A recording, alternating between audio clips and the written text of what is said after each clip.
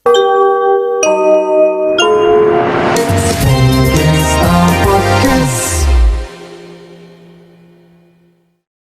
Sobat Spegestan, kembali lagi di Spegestan Podcast. Kali ini di acara Ngobrol Bareng Alumni. Kali ini kita kedatangan tamu spesial dari dosen UGRIS Universitas PGRI Semarang. Boleh perkenalan dulu Bapak? Baik, terima kasih. Perkenalkan, nama saya Heri Prabowo. Memang aktivitas sehari-hari saya di Universitas PGRI Semarang sebagai salah satu dosen di sana, dan saya salah satu alumni yang ada di SMA PGRI 1 Taman ini. Oh ya Pak, kalau boleh tahu Bapak berarti alumni tahun berapa ya dan jurusannya? Baik, saya dulu masuk tahun 1995, lulus 1998. Dan kebetulan saya dulu itu dilalah masuk di 3 IPA 1. Wah. Terus pengalaman dan kesan yang buat Pak ingat waktu di Spegestan sih apa aja kalau Bapak boleh cerita? Baik, kalau pengalaman kesan semuanya berkesan. Ya, artinya kebetulan ini jangan dicontoh. Saya salah satu siswa yang mungkin sedikit nakal gitu ya. Artinya waktu kelas 1, 2 itu bolos ya pernah gitu ya. Kemudian kami kebetulan suka kalau ketika mau pulang gitu ya, nyegat tronton. Aduh, bahaya sekali. Iya, itu nyegat tronton, kemudian kami naik sampai Sirandu gitu ya, rame-rame, ada kebahagiaan waktu itu gitu ya. Kemudian kesan yang luar biasa adalah tentu saja pada saat menempuh proses pendidikan ya. Artinya guru-guru di SMA 1 PGRI ini luar biasa memberikan perhatian ke kami gitu ya, memberikan pembelajaran kepada kami baik soft skill maupun hard skill. Kemudian ya yang kami rasakan itu salah satu proses pendidikan itu berhasil adalah ketika kami semua bisa mengingat dan juga bisa mengaplikasikan apa yang beliau ajarkan, kemudian kami bisa menyambung ke jenjang-jenjang yang lain. Dan tentu selain aktivitas pembelajaran juga pelayanan waktu itu, pelayanan administrasi juga bagus sekali. Kemudian waktu itu memang fasilitas untuk kami gitu ya, yang kami rasakan itu sudah cukup, walaupun sekarang saya melihat luar biasa karena waktu itu kami kebetulan ada lapangan basket pun waktu itu terbatas gitu ya, tetapi kami punya motivasi untuk ikut bertanding di tingkat kabupaten. Waktu itu mampu mengalahkan SMA 2 waktu itu. Tim yang pertama itu ya, tim pertama waktu itu lapangan basketnya belum dicor itu ya, tetapi kami punya motivasi tinggi dan alhamdulillah ya teman-teman satu tim, kemudian Bapak Ibu guru mendukung aktivitas kami. Jadi banyak lah kalau diceritakan, bisa 1 tahun 1 malam, 1 tahun 1 deretan malam gitu ya, 1 tahun hari dan 1 tahun malam itu ya, luar biasa, nggak habis ya. Karena menarik sekali, bahkan di grup-grup alumni itu banyak ya, sering mengenang cerita-cerita kami waktu menempuh di SMA PGRI 1 Taman ini. Terus perjalanan Bapak setelah lulus dari SMA PGRI 1 Taman ini, terus sampai bisa kuliah, terus sekarang sampai sukses kayak gini, itu gimana sih Pak? Artinya sukses itu kan butuh proses, dan saat ini ya kalau kami berprinsip walaupun sudah ada zona nyaman, carilah zona nyaman yang lain, artinya terus berproses. Nah, setelah dari SMA 1 PGRI, kami kebetulan saya melanjutkan ke Jogja gitu ya, untuk kuliah di Jogja, kemudian kembali ke Semarang, kemudian ke Malang ya, S1 di Jogja, S2 di Semarang, S3 di Malang. Dan satu hal yang menarik adalah ketika kebetulan saya sering menjadi tamu untuk kuliah umum di beberapa perguruan tinggi, termasuk di Universitas Negeri Semarang, kemudian universitas yang ada di Jogja. Dan kebetulan kalau kuliah umum biasanya tandem nih, salah satu narasumber dari dalam negeri, satu dari luar negeri. Cerita yang salah satu yang menarik adalah ketika di Universitas Negeri Semarang ditandem dengan salah satu profesor dari Australia. beliau menyampaikan paparan tentu dengan bahasa Inggris yang fasih dan lancar gitu ya. Tetapi begitu giliran saya sampaikan kepada profesor, excuse me prof, my presentation with Indonesia language even meskipun gitu ya, meskipun saya dari SMA sampai S3 saya lulusan luar negeri. Profesor itu kaget, lulusan luar negeri ternyata. Terus saya jelaskan maksud luar negeri adalah di swasta, Prof. Artinya di SMA, S1, S2 sampai S3 saya swasta gitu ya. Tetapi bukan berarti kita berkecil hati. Intinya adalah bukan kita berpikir lulusan swasta ini mungkin dianggap katakanlah kurang bersaing, tetapi selalu yang saya tanamkan pada diri saya adalah kita itu mau kemana, bukan berasal dari mana, tetapi kita mau kemana gitu ya. Dan pada kenyataannya ya alhamdulillah meskipun yaitu tadi dari SMA sampai S3 saya luar negeri, tetapi aktivitas pun bukan hanya di dalam negeri tapi juga benar-benar luar negeri itu ya. Karena kebetulan saya punya lembaga sendiri dan memang saat ini lembaga saya untuk laku di dalam negeri itu belum karena memang kami membatasi, tapi justru permintaannya dari luar negeri seperti dari Timor Leste, dari Australia dan juga dari Nepal gitu ya. Mereka datang ke Indonesia untuk belajar tentang manajemen, kemudian mereka kembali gitu ya. Dan saat ini ada beberapa permintaan dan cukup banyak sehingga untuk dalam negeri kami belum bisa melayani secara optimal. Terus motivasi apa sih yang Bapak sehingga Bapak berhasil menjadi dosen di UGIS? Ya, motivasinya banyak sebenarnya. Salah satunya adalah yang jelas ilmu yang diberikan Bapak Ibu guru ini jangan disia-siakan. Ya. Artinya kita sudah 3 tahun di SMA tercinta kita ini. Jangan berhenti pada oke lah saya sudah terima ijazah, saya sudah lepas, enggak, tetapi ilmu itu kan dinamis gitu ya. Jadi kita tetap mengembangkan, kemudian mengaplikasikan, kemudian juga syukur-syukur bisa menjadi jembatan ilmu bagi orang lain. Nah, inilah motivasi saya pribadi untuk bisa berkembang. Bahkan kalau boleh ada mungkin perguruan tinggi yang buka S4, S5 kayak Samsung sampai S21, saya akan kuliah lagi di situ. Tapi kenyataannya kan hanya sampai S3 ini. Jadi intinya ilmu ini ketika kita bergulat dengan ilmu gitu ya, tentu akan banyak manfaat yang kita peroleh dan tentu juga banyak teman yang akan kita temui gitu. Jadi itu artinya kembali ke motivasi. Saya tidak ingin ilmu yang atau pengetahuan yang diberikan Bapak Ibu guru ini terputus gitu ya. Sehingga saya terus mencoba untuk belajar dan terus belajar. Sampai saat ini belajar gitu. Sampai saat ini membaca gitu. Karena membaca ini kan bisa menambah cakrawala, termasuk mendengarkan podcast ini sebenarnya kita kan melihat dan membaca gitu ya. Ini bermanfaat sekali. Saya mengapresiasi sekali kebetulan SMA kita tercinta ada studio yang wow dan juga ada talent muda yang luar biasa. Gitu. Semoga teman-teman sebagai yang lainnya ikut termotivasi ya. Oh iya, katanya Bapak punya channel YouTube ya. Isi channel YouTube-nya itu tentang apa? Baik, ya ini menarik gitu ya. Ketika pandemi gitu ya, ternyata di balik pandemi ada hikmah gitu ya. Oh, iya. Ketika pandemi itu kan adanya kita belajar online termasuk kami ya. Kebetulan istri saya juga dosen gitu ya. Kami itu ketika habis selesai ngajar bingung mau ngapain, keluar nggak boleh gitu ya, batasan-batasan sangat ketat.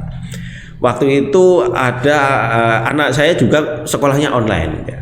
Tanpa kami sadari ketika sekolah online membutuhkan perangkat smartphone gitu. Kami beri anak saya minta, saya berikan. Ternyata dia ketika sekolah gitu ya, selesai sekolah bermain kemudian mengunggah ke YouTube gitu ya. Tidak lama 2 minggu dia punya 100 subscriber loh. Ini caranya gimana gitu. Akhirnya saya berguru ke anak saya. Kami berguru ya, saya dan istri saya. Terus melihat YouTube ternyata memiliki potensi juga ini untuk memperoleh penghasilan. Artinya kita bisa memperoleh penghasilan dari YouTube. Nah, ternyata kami diskusi sama istri gitu ya. Oke, channel YouTube yang militansinya tinggi adalah ibu-ibu ini. Apa yang disukai ibu-ibu? Masak, oke.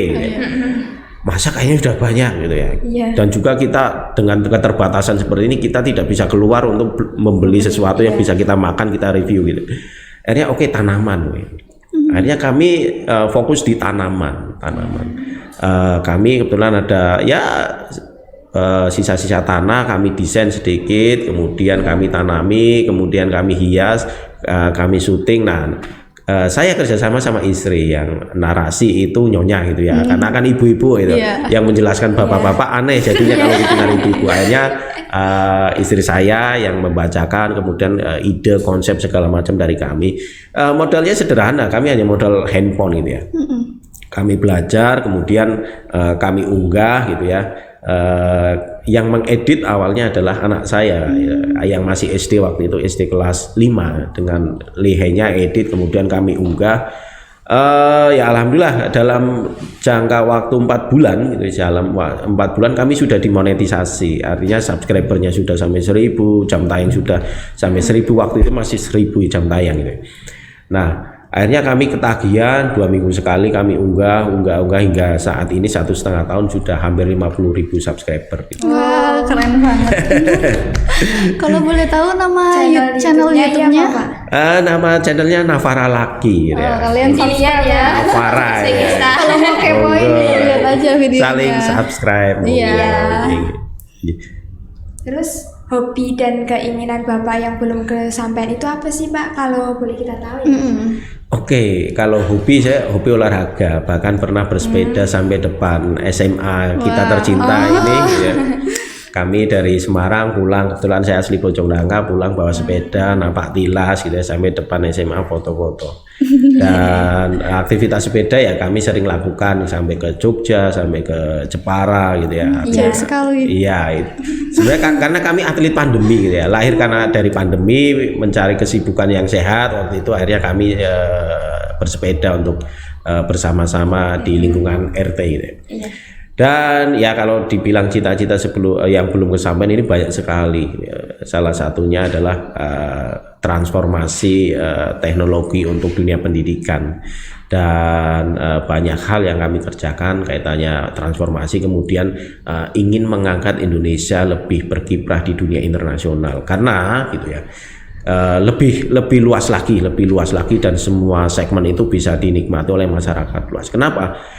Ketika kami ke Singapura, ke Thailand gitu ya, selalu bahkan dalam satu pesawat saya ketemu dengan orang Singapura, ngobrol panjang lebar, akhirnya bertanya, dari namanya Mr. Hasan menyampaikan versi bahasa Indonesianya, apa yang saudara lakukan ketika akan ke Singapura. Saya sampaikan, I just want compare Indonesia and Singapura.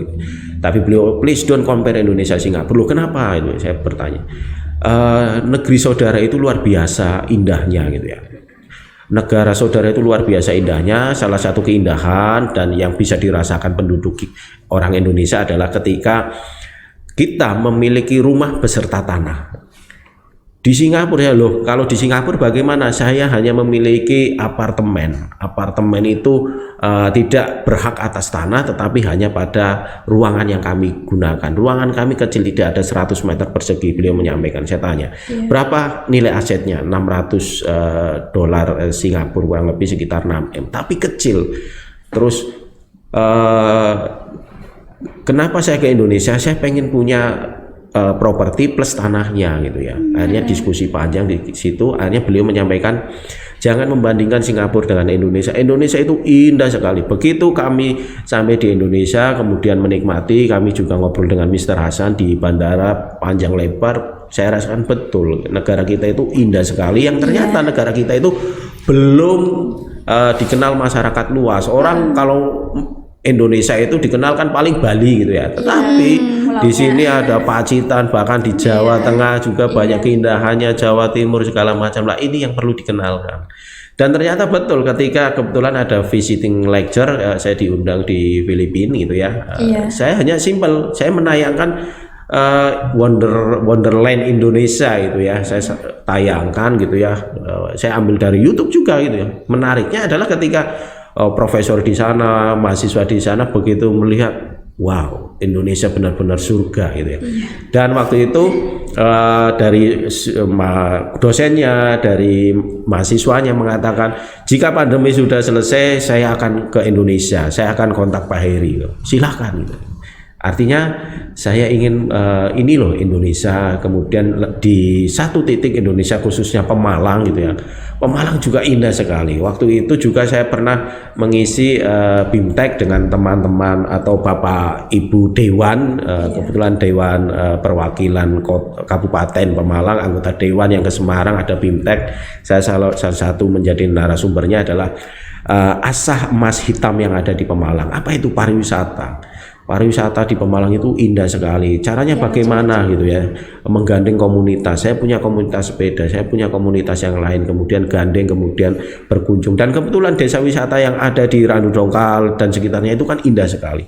Termasuk nanas madu. Nanas madu itu lahir booming itu ketika kami dapat riset unggulan daerah di tahun 2005. Waktu itu kami ke sana, kemudian nanasnya dipanen, kemudian dimasukkan ke supermarket gitu ya. Menurut saya waktu itu kami berdiskusi ya, kalau seperti ini petani akan seperti ini saja, tapi coba berdayakan dengan menjual ke daerah-daerah, kemudian nanas madu menjadi ikon. Mungkin itu menjadi salah satu pemantik menjadi viralnya nanas madu, bahkan sampai di Jogja. Kebetulan istri orang Jogja itu juga dekat ada yang jual nanas madu Pemalang. Saya merasa ikut senang, artinya Pemalang ini mulai dikenal melalui nanas madunya. Dan inilah yang perlu kita kembangkan, mengenalkan Indonesia, mengenalkan Pemalang lebih luas lagi, begitu. Terus bagaimana sih komentar Bapak buat SMA PGRI 1 yang sekarang? Iya. Oke, saya kebetulan jarang pulang Pemalang, tapi kalau lewat itu selalu ada perubahan. Perubahan yang nyata adalah tampilan fisiknya semakin wah. Gitu. Saya semakin adem gitu ya. Wah, ini luar biasa. SMA PGRI ada kebanggaan di situ. Dan tentu banyak perubahan seperti ini studio, kemudian gedung dan sarana prasarananya baik fisik maupun non fisik saya melihat luar biasa. Jadi kami selaku alumni merasa pangling, tapi panglingnya adalah pangling karena sesuatu yang lebih indah.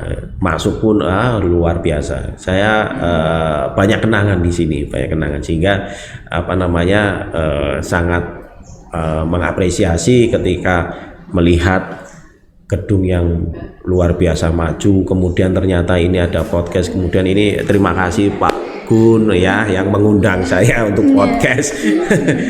Ini akhirnya ya artinya bisa mengobati kenangan untuk bisa masuk ke sekolah gitu. Barangkali Bapak ada pesan untuk buat sobat-sobat podcast.